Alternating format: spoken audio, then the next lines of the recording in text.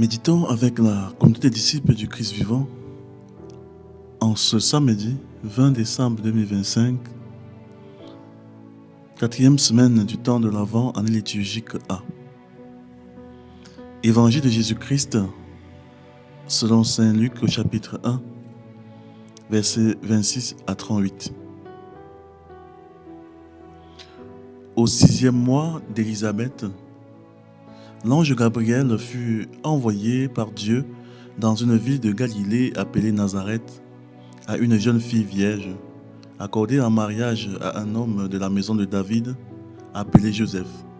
Et le nom de la jeune fille était Marie.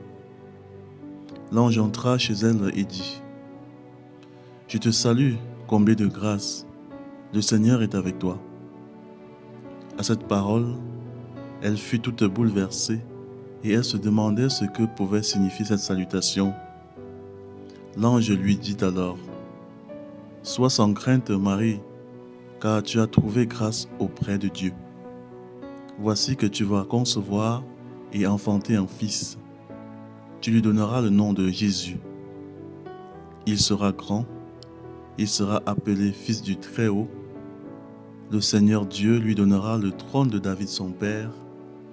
Il régnera pour toujours sur la maison de Jacob, et son règne n'aura pas de fin. » Marie dit à l'ange : « Comment cela va-t-il se faire, puisque je ne connais pas d'homme ? » L'ange lui répondit : « L'Esprit Saint viendra sur toi, et la puissance du Très-Haut te prendra sous son ombre. C'est pourquoi celui qui va naître sera saint, il sera appelé Fils de Dieu. Or, voici que, dans sa vieillesse, Élisabeth, ta parente, a conçu, elle aussi, un fils, et en est à son 6e mois, alors qu'on l'appelait la femme stérile, car rien n'est impossible à Dieu. » Marie dit alors : « Voici la servante du Seigneur, que tout m'advienne selon ta parole. » Alors l'ange la quitta. Acclamons la parole de Dieu. Méditation. Et si la vraie foi n'était pas aveugle ? Bien-aimés dans le Seigneur, Dieu soit loué en tout temps. En ces veilles de la fête de la Nativité, l'Église nous fait revivre les moments de la conception de Jésus, Fils de Dieu. C'est pour nous l'occasion de nous mettre à l'école de la foi de la Vierge Marie. Une foi vraie, une foi profonde, une foi qui, loin d'être aveugle, cherche à comprendre. Nous avons souvent tendance à penser qu'une foi aveugle est une vraie foi.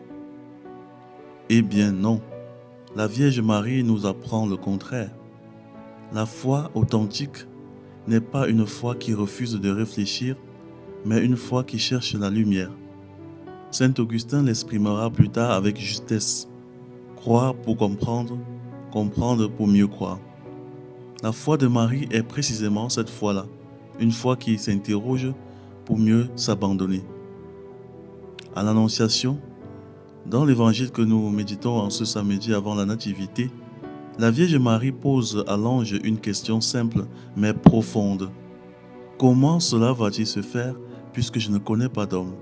Et Dieu lui répond par la voix de l'ange : l'Esprit Saint viendra sur toi. Bien-aimé, la foi qui dure est une foi éclairée. Lorsqu'on croit en sachant en qui l'on croit et pourquoi l'on croit, on peut croire longtemps. La fragilité de notre foi, ses hésitations, sa petitesse parfois viennent très souvent d'une foi peu enracinée, d'une foi aveugle, non éclairée par l'intelligence. Un arbre sans racines ne résiste pas à la chaleur, il se dessèche. Il en va de même pour notre foi. Pour grandir dans une foi qui cherche à comprendre, l'Église nous offre aujourd'hui de nombreux moyens. École cathédrale de théologie, faculté de théologie, catéchèse d'approfondissement de la foi, enseignement spirituel. Ne négligeons pas ces trésors. Si la Vierge Marie avait naturellement cette capacité de s'interroger pour mieux croire, Certains d'entre nous ont besoin de se former pour entrer dans cette maturité de la foi. Attention toutefois, une foi qui cherche à comprendre n'est pas une foi purement philosophique. Ce n'est pas une foi qui questionne au point de ne plus croire, ni une foi qui refuse d'adhérer dès que la raison atteint ses limites. Limiter la foi au seul comprendre, c'est l'atrophier. La raison éclaire la foi, mais ne l'épuise pas. La foi dépasse la raison sans jamais la mépriser. Lorsque la Vierge Marie a compris comment cela devait se faire, elle a cru.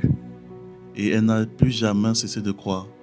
Elle a dit oui, une fois pour toutes, sans jamais revenir sur ce oui. Que Dieu nous donne cette vraie foi. Une foi qui cherche à comprendre pour mieux croire. Une foi fidèle aujourd'hui, demain et pour les siècles des siècles. Prions. Père très saint, nous te rendons grâce pour le mystère de l'incarnation, pour ce Dieu qui ne s'impose pas par la force, mais qui se donne humblement dans le sein d'une femme croyante. Par Jésus-Christ, ton Fils, né de la Vierge Marie, accorde-nous une foi vivante et éclairée, une foi qui ose poser des questions sans perdre la confiance, une foi enracinée dans l'amour et ouverte à ta lumière. Que ton Esprit Saint éclaire notre intelligence, fortifie notre cœur et nous conduise sur le chemin d'une foi adulte et fidèle. Nous te le demandons par Jésus-Christ notre Seigneur. Amen. Intercession. Seigneur Jésus, nous te confions tous ceux dont la foi vacille, ceux qui doutent, ceux qui ne comprennent plus, ceux qui ont cru sans jamais avoir été formés. Nous te prions pour les jeunes en quête de sens, pour les catéchumènes, les catéchistes, les éducateurs de la foi, pour les prêtres, les consacrés et les laïcs appelés à enseigner. Regarde aussi ceux qui ont peur de poser des questions et ceux qui ont réduit la foi à un simple raisonnement. Guéris les cœurs blessés par une foi mal transmise et conduis-nous tous vers la vérité qui libère. Toi qui es le chemin, la vérité et la vie, apprends-nous à croire comme Marie. Amen. Vierge Marie, femme de foi et servante du Seigneur, intercède pour nous. Exercice spirituel. Cette semaine, prends 10 à 15 minutes pour relire ta foi personnelle. Choisis une vérité de foi que tu crois depuis longtemps. Par exemple, l'incarnation, l'Eucharistie, la prière. Pose-toi calmement la question: qu'est-ce que je comprends réellement dans cette vérité? Cherche ensuite un enseignement, un texte biblique ou une catéchèse qui éclaire ce point. Termine par une prière simple. Seigneur, je crois, mais aide-moi à mieux comprendre pour mieux t'aimer. Ainsi ta foi grandira, s'enracinera et portera du fruit.